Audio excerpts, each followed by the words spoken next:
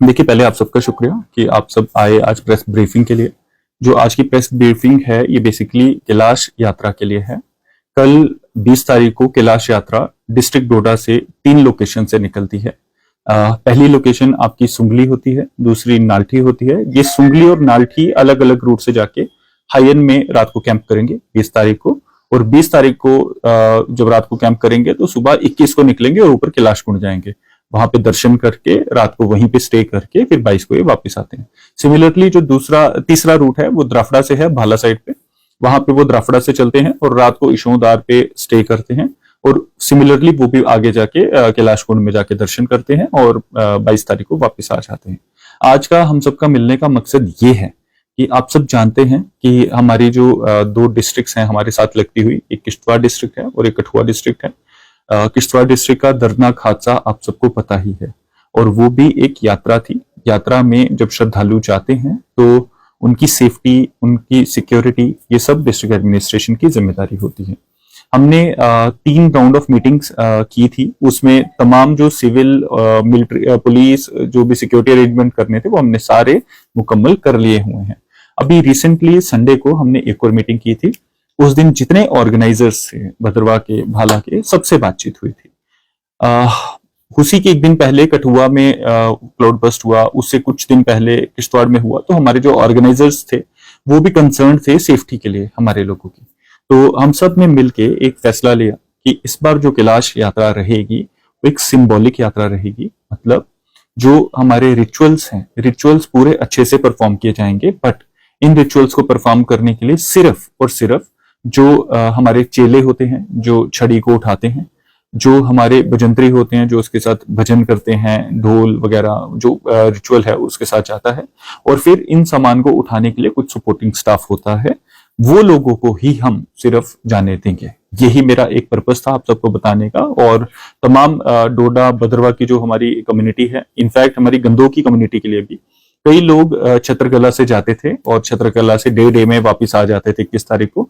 इस बार clearly छत्रकला root बंद है।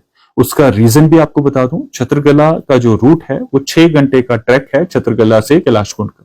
उस 6 घंटे के ट्रैक में एक भी शेड नहीं है, और वो कई स्पर, कई नालों को पार करके जाता है। इन केस खुदा ना खास्ता कोई भगवान ना करे अगर कोई इवेंचुअलिटी होती है तो हमारे पास वहां ना तो कोई सड़क है, और ना ही वहां पे, आप जानते भी हैं कि वहां पे हेलीकॉप्टर का जाना भी बड़ा मुश्किल होता है, क्योंकि वहां पे एडवर्स वेदर और हवाएं बहुत तेज होती हैं। तो इसीलिए हम सब ने, इनफैक्ट ये डिस्ट्रिक्ट एडमिनिस्ट्रेशन की तरफ से और ऑर्गेनाइजर्स की तरफ से कलेक्टिवली डिसाइड हुआ कि छत्रकला का रूट इस बार बंद किया जाएगा, और उसी के तहत जो हमारी बनी बसोली से लोग आते थे इस बार उनको अलाउ नहीं किया जा रहा है। इसमें हमारी डीसी कठुआ से बात भी हो गई है, उन्होंने भी नीचे नाका लगाया, हमने भी नीचे नाका लगाया है। तो मेरी तमाम लोगों से अपील रहेगी कि प्लीज आप कोशिश ना करें, स्पेशली हमारा यूथ एक तो रिलीजियसली जाना चाहता है, एक एडवेंचर टूरिज्म से भी जाना चाहता है, बट ये टाइम सही नहीं है। आप सब जानते हैं कि एडवर्स वेदर रिपोर्ट्स हैं। 2 दिन से तमाम जम्मू डिवीजन में स्कूल्स में छुट्टी की गई है।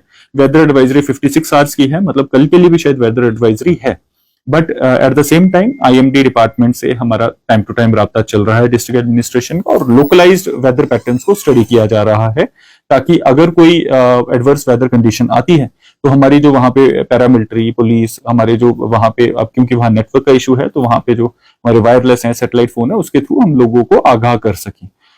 इसमें बस यही मेरा एक मकसद था कि छत्रकला से आप एक क्लियर मैसेज जनता तक पहुंचाएं कि छत्रकला से वी वोंट बी अलोइंग, हम किसी को नहीं परमिट करेंगे कैलाश कुंड की तरफ जाने के लिए, ना 20 को, ना 21 को, ना 23 को, 22 को। अब जो ट्रेडिशनल रूट्स हैं, जो होली मेस है, जैसे मैंने बताया कि ये जो यात्रा है ये जिस तरह से होती है उस तरह से होगी ऑन ए सिंबॉलिक बेसिस। तो होली मेस के साथ सिर्फ हमारे जो चेले हैं, जो भजंत्री हैं और सपोर्टिंग स्टाफ जाएगा, और उनको बकायदा नाल्ठी में, सुंगली में और द्रफड़ा में हमारे ऑफिसर्स तैनात रहेंगे। बकायदा उनकी रजिस्ट्रेशन की जाएगी, और रजिस्ट्रेशन के साथ उनको आई कार्ड दिए जाएंगे पहनने के लिए, जिस तरह से हमारी हर जगह यात्राएं होती हैं। अब एक चीज सबको नोट करनी चाहिए कि रात को हायन में रुकना होगा और इशोदार में रुकना होगा। हमारा स्टाफ वहां पे भी रहेगा। अगर कोई दूसरा रूट लेके वहां पहुंच भी जाता है बिना आई कार्ड के, उसको वहीं से टर्न बैक कर दिया जाएगा।